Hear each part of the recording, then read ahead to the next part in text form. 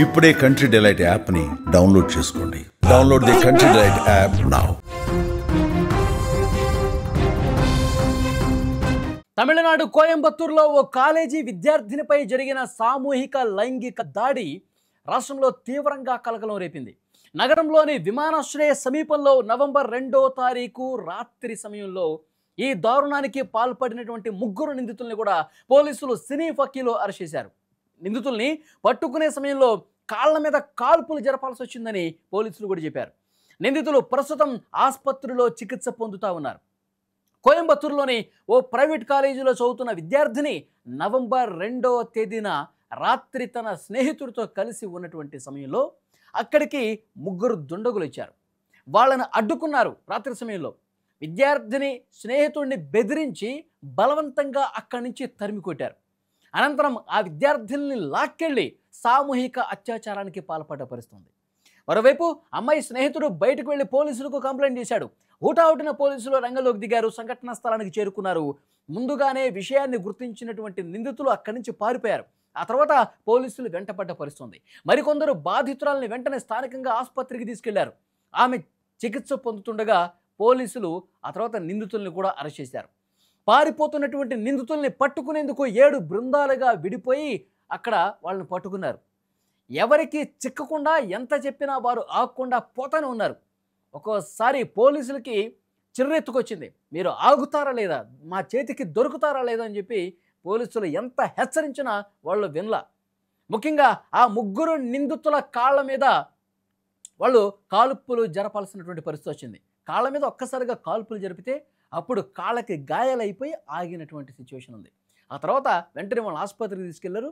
వాళ్ళు ట్రీట్మెంట్ అయిపోయిన తర్వాత అరెస్ట్ చేసేటువంటి పరిస్థితి ఉంటుంది. ఇంకో పక్క మొత్తం రాష్ట్రం వ్యాప్తంగా ఈ ఘటన సంచలనంగా మారింది. ప్రతిపక్షాలు కూడా నిరసనకు దిగిన పరిస్థితి.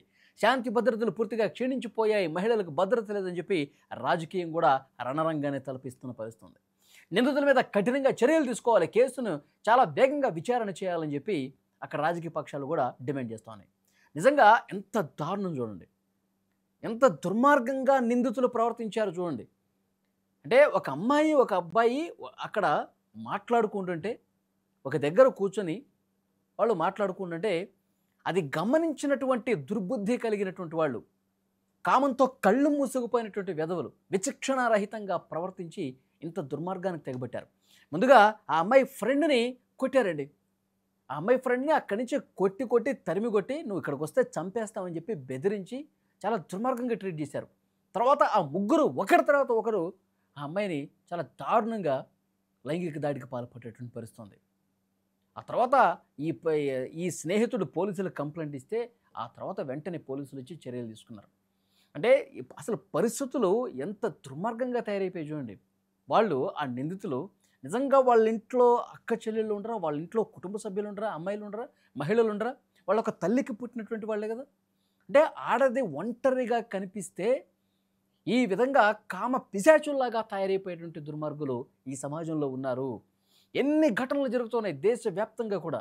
పోలీసులు చర్యలు తీసుకుంటున్నప్పటికీ, కఠినంగా శిక్షిస్తున్నప్పటికీ ఉరి శిక్షలు పడతా ఉన్నాయి.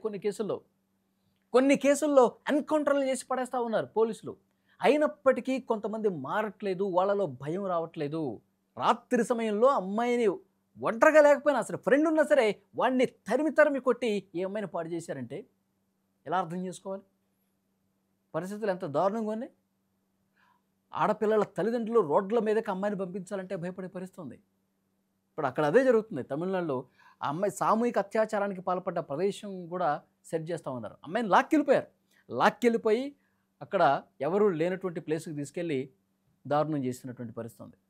ఈ 3కి ఎలాంటి శిక్ష వేయాలి చెప్పండి? దేశంలో అత్యాచారాలు అనేవి ఇంకా జరగకుండా ఉండాలంటే ఏం చేయాలి?